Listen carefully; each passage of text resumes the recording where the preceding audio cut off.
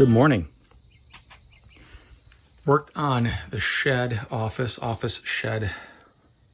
I got to give this thing a name other than office shed or shed office. But anyways, I worked on it pretty much all day yesterday. And it was a little time consuming, primarily because I got to work around these details, right? So I got to come down, go around the shelf brackets, right? And so that's really time consuming. But I got better at it as I went along. There are some tougher ones, such as that, right?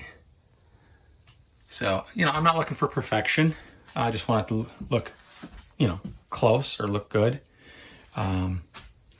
So that detail work is done. This door is in a temporary position. It's just there for alignment purposes at this time, but that's about roughly where it's going to go. If I step back, you can kind of see where it resides from left to right. So there's the opening for the shed, right? There's the door for the shed. And then you can see the black door with the glass. So that's roughly where that one will go. I have a second one that will go there. One thing I mentioned in an earlier video was the fact that you could see through the glass, and you could see the 2x4s running vertically, and then you could see the print on the fiberglass behind. But one of the things I planned on doing, and I still think I'm going to do this, but I'm not sure yet. But if I put a piece of wood behind the door, right? So if I put a piece of wood that went this way behind the door, that would actually block a good bit of the light that gets through to the door, and then this would get dark. And I don't know if I want that look or not, so I'm not sure if I'm going to do that yet. I might just test it and see how much light gets blocked. And I don't mind. Again, I don't mind seeing the fiberglass and the red writing on the fiberglass coming through. That doesn't really bother me.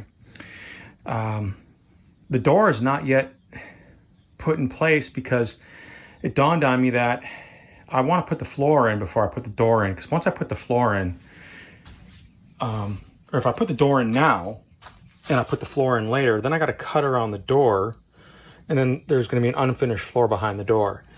So door goes last, or I should say door goes after the floor.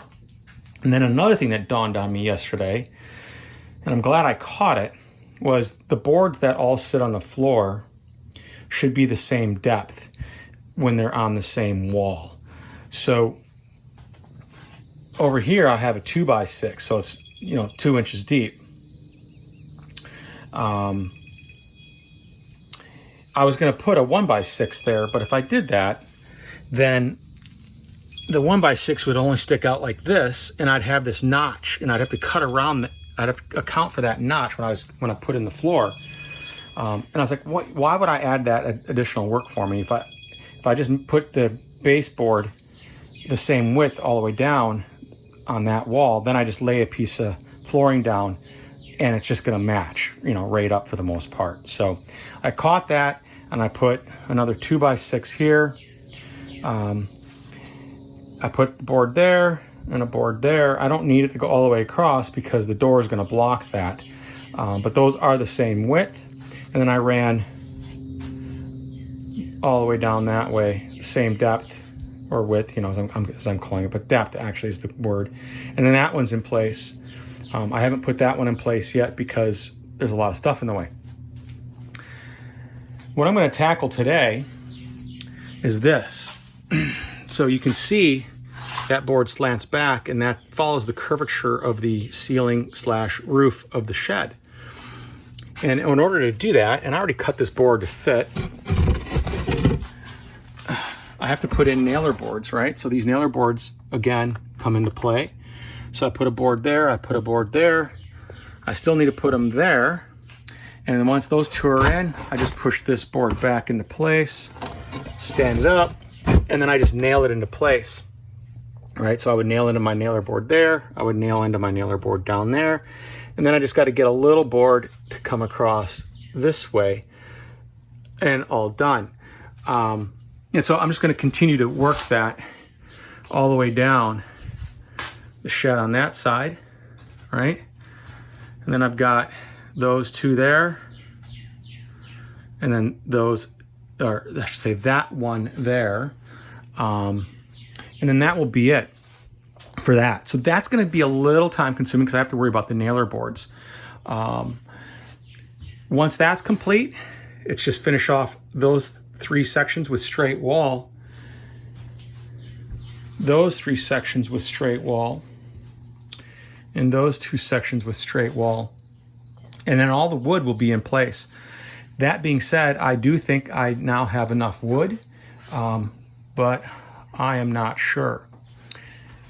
We'll see as I move forward. Also, I wanted to make note, this is why you don't throw away little scraps of wood, because these here are going to be all my little nailer boards that I got to put in place, right? So this one will go there, for example. Then there'll be another one up here, right? So if I kept throwing away little chunks of wood, I wouldn't have those. And so here's all the little chunks that I have left over. So I have plenty of wood left for nailer boards if I need it. But, you know, those are kind of unusable in the grand scheme of things when it comes to putting wall on, or wood on the walls. But this can help me put wood on the walls in the form of nailer boards. So you don't throw away wood until your project's done unless the wood is really, really small and completely unusable. And then even then, sometimes you might be surprised. Like, for example, I actually kept this little sliver of wood right here. And the reason was this board here wasn't completely square. It was like 6 inches tall on this side and like 5 1/4 inches tall on this side. And so, you know, it had this large gap between this board and this board.